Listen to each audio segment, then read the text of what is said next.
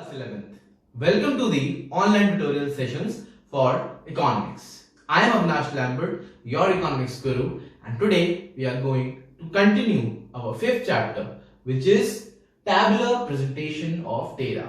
Now, in the previous video, we had studied about the tabulation, the requisites, the objectives. Now it's time for the classification of the table. What are the classification? How can we divide the tabulation? Now, basically, the classification of tables can be done according to three ways. Now, first is according to the purpose. According to the purpose, we can classify the table. According to the nature of data, we can again classify our table. And according to the extent of coverage. Extent of coverage means how much amount of data we are required to tabulate. So, it depends on the size of the data. Nature of the data, is it the primary source or a secondary source, and the purpose. Purpose defines the tabulation. Now let's start with the first one, which is general purpose table. Now it is also known as reference table. Fine. It is also known as reference table. Now that table which is generally used, this reference table or general purpose table is the most used table, and this table, this type of table is the data bank for the researchers. Those who are in the research field, they use this type of data. This data becomes the data bank for them, and they take out the information, the important information from the general purpose table. Now the second one is specific purpose table. It is also known as summary table, which is prepared with some specific purpose in mind. Now students, this specific purpose table is made for some specific purpose. The objective is very determined. This is made for a specific purpose, for an important purpose. So the importance of specific purpose table is very important because they are made for specially for some particular purpose. So this is the according to the purpose. They are the same. There will be some serial number and the characteristics will be there. These are very easy to make and very simple. Now the second one, according to the nature of data. Now there are two types. First is original table and second is derived table. Original table means which is being prepared with the help of primary sources. The investigator is directly visiting to the sources. It contains data which was collected from primary sources. Right? This is the data which is collected from the primary sources, the first primary sources. That's why it is also known as primary table. It contains, this original table contains the data which is collected from the primary source. The first hand information is within the original table. Now the next one is derived table. My students, derived table means which has been taken from somewhere else. Therefore, it is known as derived table. It expresses information derived from primary tables. This table contains the information of original table. This is the primary table, and the derived table means that they take out the information from the primary table for them. Now, according to the extent of the coverage. Now, according to the extent of the coverage, the data can be divided again into two parts. First is simple table, and the next one is complex table. Simple table means shows only one characteristics, like class, students. Fine, students. Now first year A, first year B and first year C. There are 30 students in first year A. There are 32 students in first year B, and there are 44 students in first year C. So this is your simple table. Understood? Now let's come to the complex table. Complex table can be divided into three parts. First is two-fold table. Two-fold table means which shows two characteristics. You can add one more to it. Fine. Like class, students and passing percentage.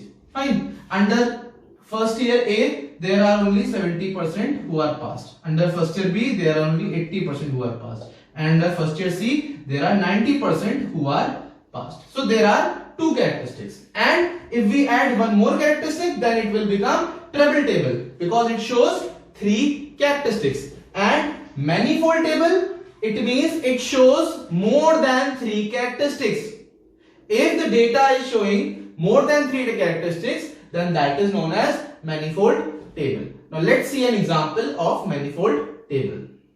Students, let's come to the example and see how these questions comes and how do you make the tabulation. It's a very simple process. You just have to use your mind. There is very little calculation. There is no formulas. There is very little calculation, and just use your brain, you can do that. Now, this is the question. That's how you are getting the question in this topic. In 2015-16, we are talking about the year. Just mark out the heading of year. The total of 700 employees of a factory. Now, the second thing which you got is, first is year, second is employees. So, number of employees is your second heading. 475 employees were skilled and the number of women employed was 450, of which 175. Basically, you are talking about the total. Fine, you are talking about the total, and you are also talking about the men. First of all, you are talking about unskilled and skilled employees, and also you are talking about men, and you are also talking about women. Fine. So there are so many characteristics. You are talking about years also. You are talking about number of employees out of men and women, and out of men and women you are also talking about skilled and unskilled, and we have to tabulate. It means we have to show the grand total also. So there are so many things, and you have to tabulate this whole sentence into one tabulation, into one table. Now let's start. First of all, we are talking about the year, and we are talking about the year 2015 and 2016. 2015 and 2016. Fine. That one was easy. Now we are also talking about the number of employees, and number of employees are divided into men and women, and these men and women are further divided into skilled employees, unskilled employees, and the total. Fine. Here also in the women there are skilled, there are unskilled, and the total number of women. Fine. Now we are talking about the grand total, and grand total is also divided into skilled, unskilled, and the total. Fine. Now use your scale and draw a few lines. It should be straight and it should be good looking. Fine.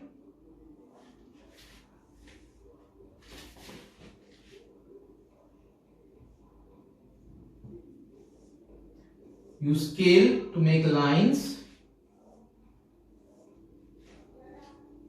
Okay, fine. I hope you all have made down this tabulation. Fine.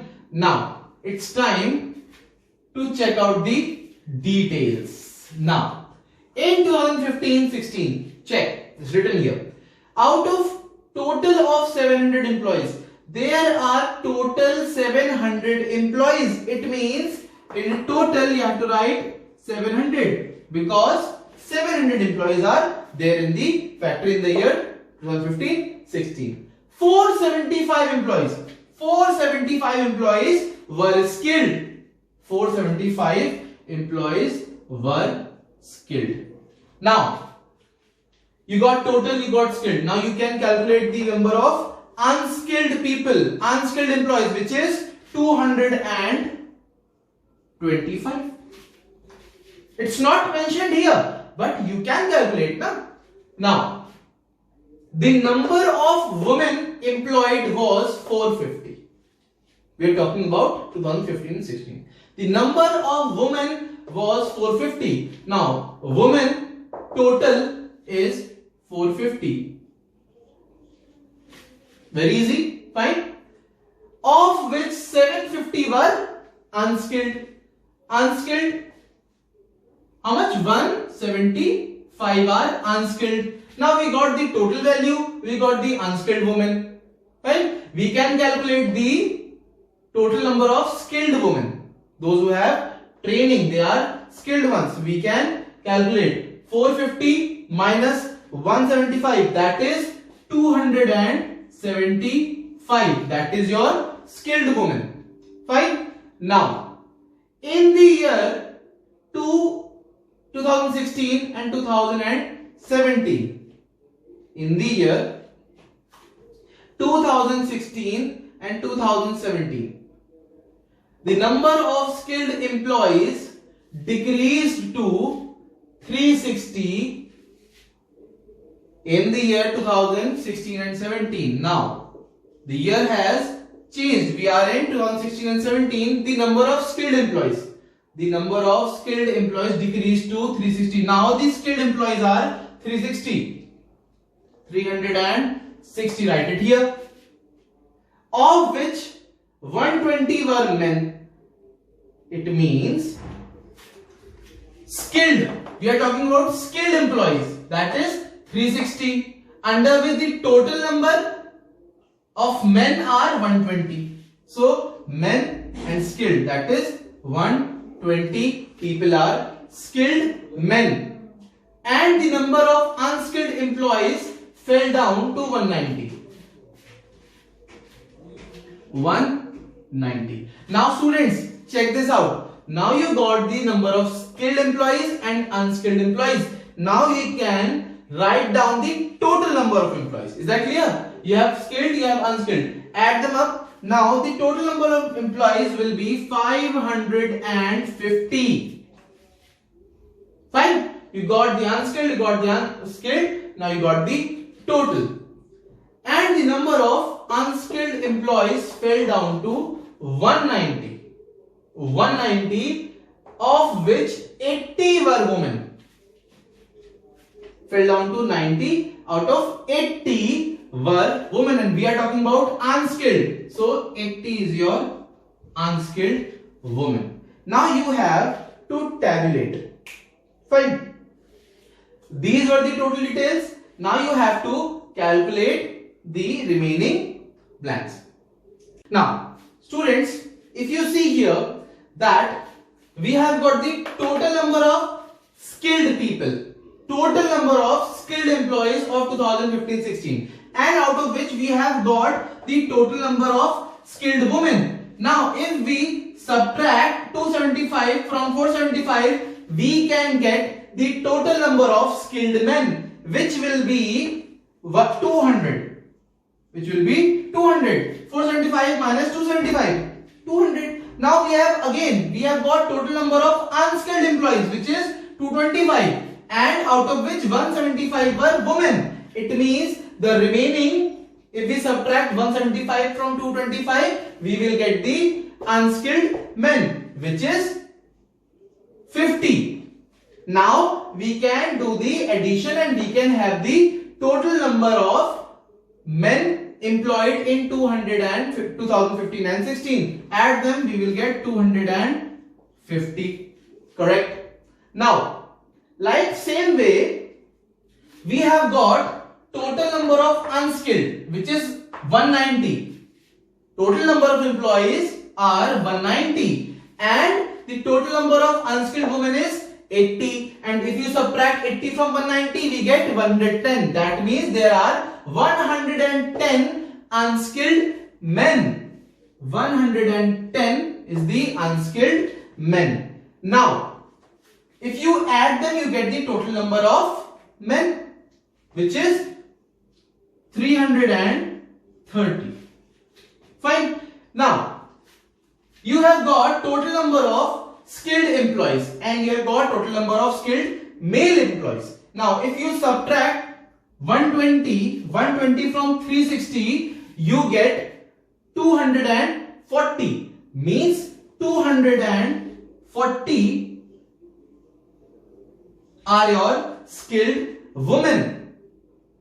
Fine. And if you add them, you get 320, which is total number of women employed in 2016 and 2017. Fine. So this is your whole tabulation. This is your whole tabulation, and for the good tabulation you need few things.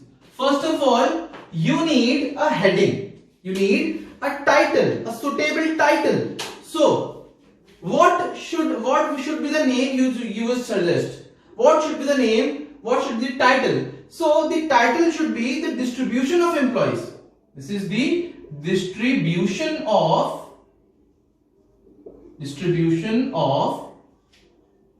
employees in 2015, 16 and 2016 and 17, and you have to mention on the basis of gender, and on the basis of skilled and unskilled. Fine. On the basis of gender and skilled and unskilled. I don't have space, but you have to write it in the full form. Use gender and skilled and unskilled. Fine. So this is the type of question which could be asked, and that's how the questions are asked to make the tabulation. It's very easy. You just have to use your brains and everything can be achieved.